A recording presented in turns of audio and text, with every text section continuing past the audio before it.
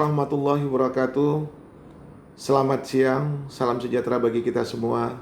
Bapak Ibu sekalian, perkenalkan saya Dr. Adi Raja Brando Lubis dari Perhimpunan Dokter Keluarga Indonesia dan KUPT Puskesmas Belawan.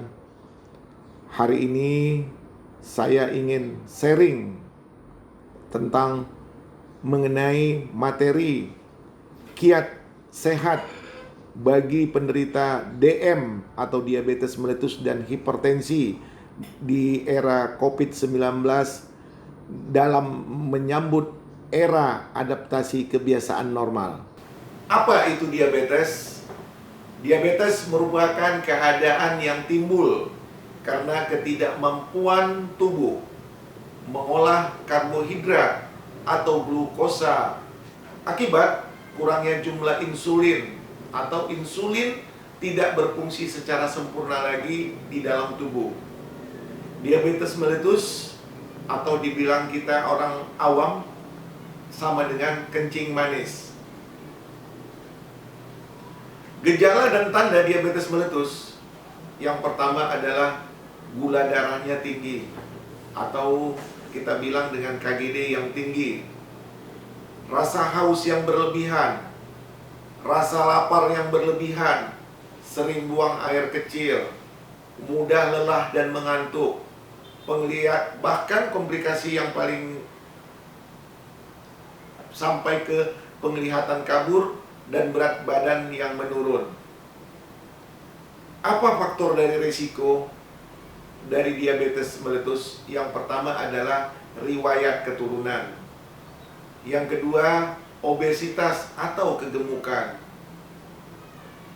Usia yang semakin bertambah, kurangnya aktivitas fisik atau bergerak, merokok, suka mengkonsumsi makanan yang berkolesterol tinggi. Ini juga dapat menyebabkan diabetes meletus.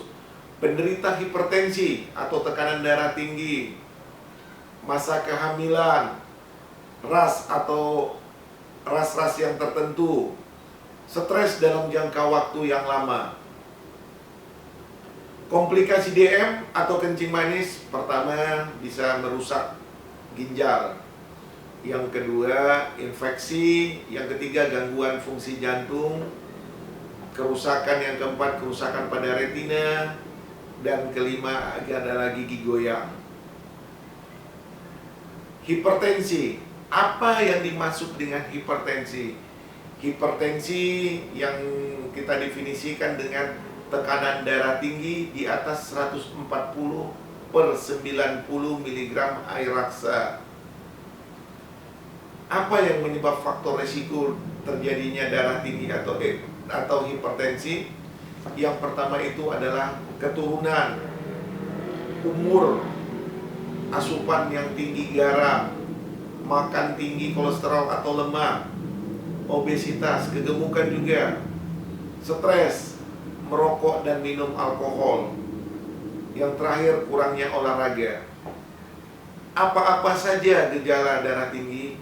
Yang pertama itu adalah sakit kepala. Itu yang paling sering rutin dihadapi orang yang tensinya tinggi. Yang kedua, mudah lelah. Yang ketiga, rasa sakit di dada. Yang keempat, sampai ke mata kabur. Yang kelima, berdebar-debar. Keenam, rasa berat pada tengkuk, menyebabkan bisa gelisah. Tekanan darah tinggi itu biasanya lebih dari 140/90 mm air raksa. Ada 7 perawatan mandiri yang harus dimiliki pada penderita hipertensi dan diabetes. Jadi ini adalah tips untuk kesehatan pada penderita hipertensi dan DM. Ada 7 kebiasaan yang harus biasa kita lakukan. Yang pertama adalah bergerak aktif atau dibilang olahraga yang membuat otot-otot kita agar bergerak. Yang kedua, makanan sehat.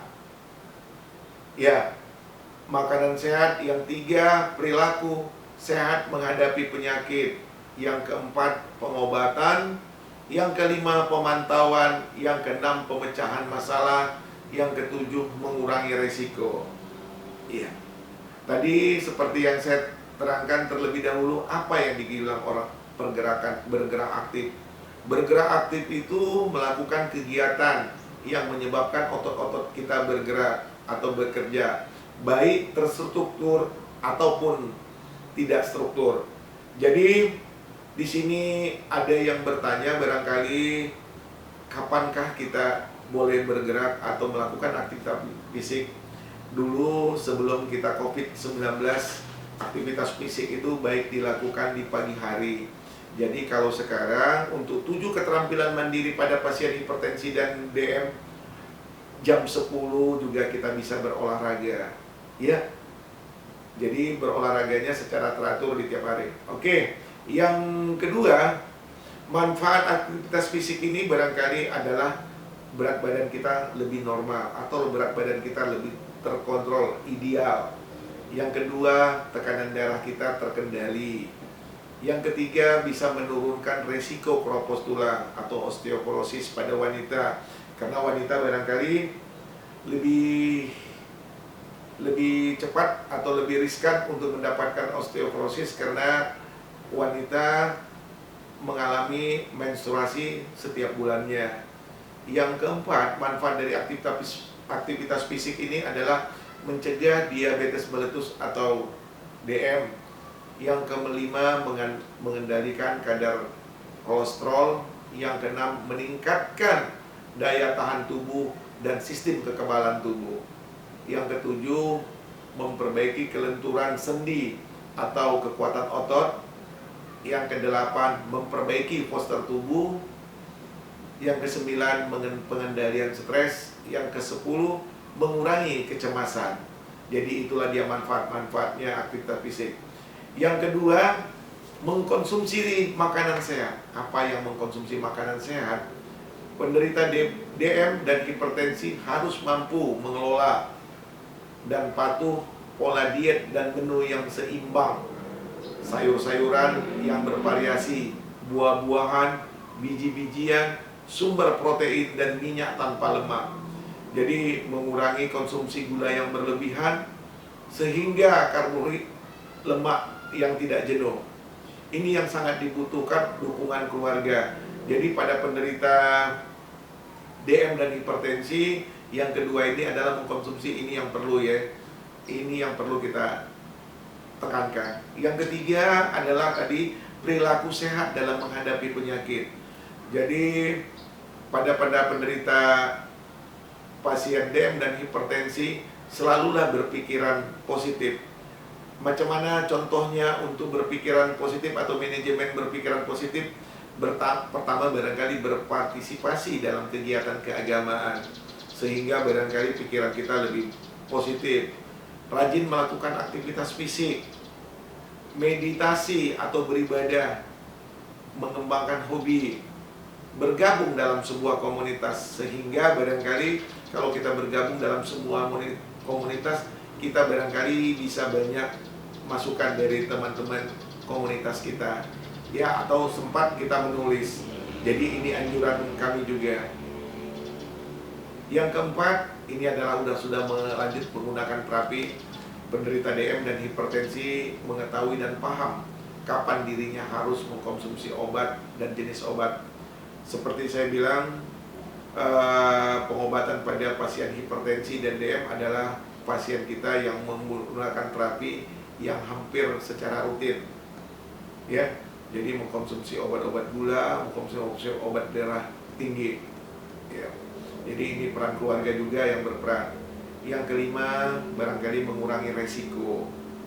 Jadi resiko penderita DM berupaya untuk meminimalisir terjadinya komplikasi pada diabetes meletus. Yang pertama, barangkali sering melakukan medical check-up, ya. Medical check-up contohnya mengetes kadar gula darah kita minimal sebulan 1 kali, ya. Rutin berolahraga dan melakukan aktivitas fisik, teratur minum obat dan menjaga pola makan.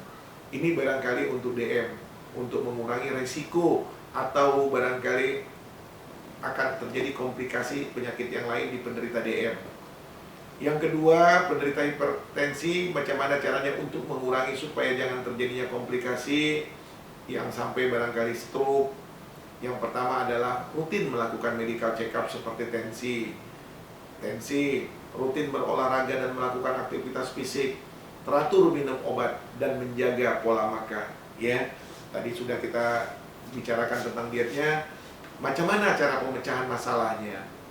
Bila di dalam melaksanakan manajemen pengobatan, penderita kencing manis atau DM dan hipertensi tidak mencapai hasil yang diinginkan, maka perlu dicari solusi atas pemecahannya. Yang pertama, barangkali kita melakukan konsultasi dengan dokter keluarga atau datang ke puskesmas atau sharing dalam komunitas kita, apakah bisa membantu dalam pemecahan masalah. Itu anjuran dalam pemecahan masalah.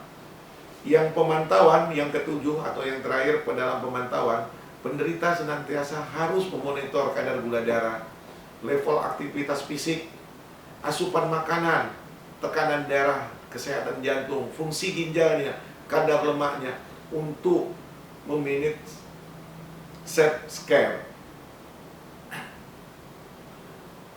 Di sini saya akan bicarakan tentang panduan pencegahan COVID-19 bagi kelompok yang rentan, karena barangkali hipertensi dan diabetes mellitus ini adalah orang-orang yang rentan akan terkena COVID atau kita bilang dengan penyakit komorbid. Yang pertama adalah orang usia lanjut di atas 60 tahun, penderita dengan tekanan darah tinggi, mengidap penyakit jantung, mengidap diabetes, penderita penyakit paru seperti TBC, penderita kanker. Bagaimana mencegah coronavirus, terutama bagi kelompok yang lansia atau ibu-ibu yang mempunyai bapak ibu yang mempunyai penyakit penyerta tadi atau komorbid? Yang pertama adalah rajin mencuci tangan. Ya, dengan rajinnya mencuci tangan, barangkali kuman-kuman yang kita pegang tadi, yang di telapak tangan kita lengket, akan luntur. Yang kedua, menggunakan masker. Ya. Yang ketiga, stay di rumah atau tidak keluar rumah apabila tidak mempunyai keperluan. Kalau juga keluar ke rumah harus menggunakan masker. Yang keempat, rajin berolahraga. Yang kelima, mengkonsumsi makanan yang sehat. Yang keenam, menjaga kebersihan lingkungan. Yang terakhir, tidak merokok. Ya, tetap dalam hal ini juga apabila juga kita harus tidak di rumah, kita menjaga jarak yang kita inginkan itu paling minimal adalah 1 meter antara kita duduk. Diusahakan dalam hal jaga jarak kita tetap tidak bersalaman tangan, atau usahakan tidak berkumpul-kumpul seperti barangkali di warung-warung kopi atau arisan, pengajian dan lain-lain. Ya, saya rasa itu dulu barangkali sharing saya untuk pada penderita ibu bapak yang penderita DM dan hipertensi. Mudah-mudahan ini ada manfaatnya bagi kita semua, khususnya bagi masyarakat yang mempunyai penyakit penyerta seperti yang saya bilang tadi, penyakit komorbid. Saya sudahi dengan wabillahi taufiq wal hidayah. Assalamualaikum warahmatullahi wabarakatuh. Selamat siang, salam sejahtera bagi kita semua.